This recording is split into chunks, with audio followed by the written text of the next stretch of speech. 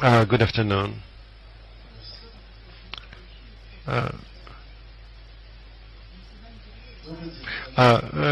Good afternoon. I'm Lewandowski from Internet Expertise Company, and after this optimistic conversation, I will have to share some sad things with you. Unfortunately, there is some sad reality. I'm talking about piracy here, piracy on the Internet, which is becoming a more serious problem, not just in Russia, but all over the world. And of course, certain measures are being taken, but so far these measures are not decisive, and so far the situation hasn't changed much, because we know regarding the damages that are inflicted by such activities, for example in Russia, regarding the movies that are pirated, and the rights holders get 10 to 12% less revenues, which is quite a lot. But now, in 6 months, the number of piracy websites became 650, which is different from 400 6 months ago, and something is to be done. There are different ideas. Some methods work better, some methods work worse, some methods don't work at all. For example, in some countries it's suggested to make providers liable for the content on the websites, their subscribers. In this case, internet providers must do something that they are not supposed to do, look into the content, look whether it's legitimate, not legitimate. It's not provider's job, and it's impossible anyway. And there is an easier way from our point of view. What is to be done? Of course, when we're talking about Russia, it's necessary to introduce amendments to statutes in Russia, and that's what the Interagency Commission has been doing. But of course, we understand that it's a long story, and the problem is evolving. Some of the rights holders get to court, and they file lawsuit against specific websites that use their content illegally, and they win the lawsuit. But it doesn't make sense by the time they win, because so much time passed. This movie is no longer relevant. There is another stolen movie, and the compensation doesn't really cover the damages. And if we believe the Spanish sources of information, in Spain they have special proceedings that has to take not more than 4 days. 4 days is a lot, but it's much, much better for positive results. And if there is serious prosecution of owners of websites, and the more serious the work is, those sites could just flee Russia and find themselves in other countries.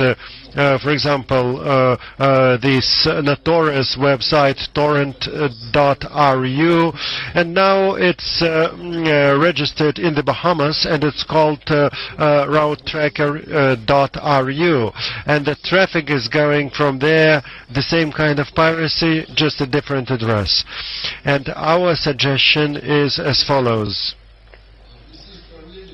We have to introduce amendments not to the statutes, not to the civil code, but we have to change the Russian government decree on regulating the activities of communications operators, because providers have to get licenses, and when those licenses are complemented with some of the clauses providing liability for content, it could lead to good results. They would be afraid.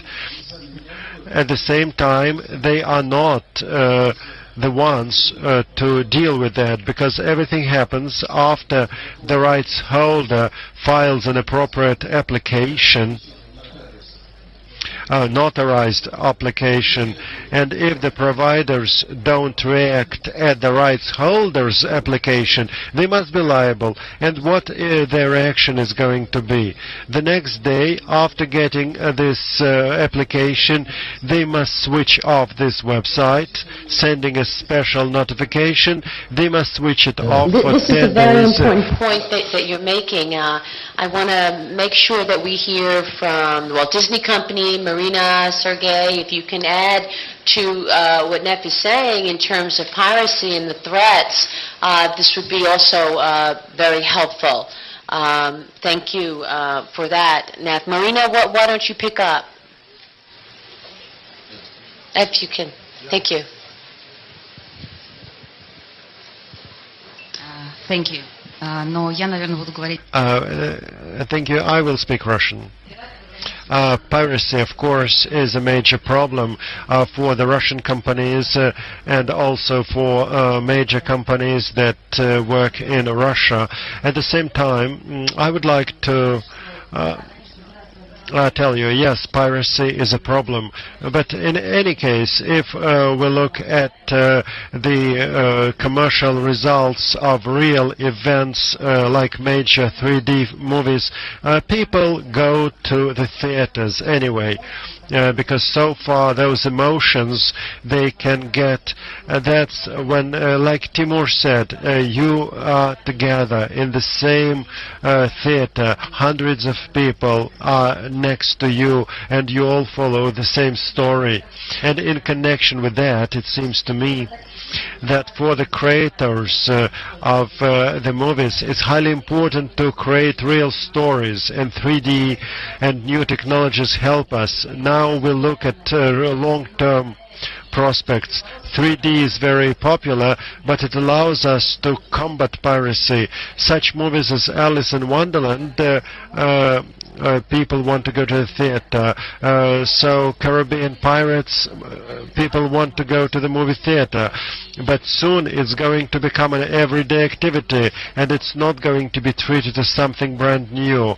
3D, 5D, then people think about 7D when you are just inside the new reality, and we as Disney company we're more positive about it. That's why we'll try also in Russia for Russian viewers, we'll try to make the highest quality movies that people would like to see in the theaters.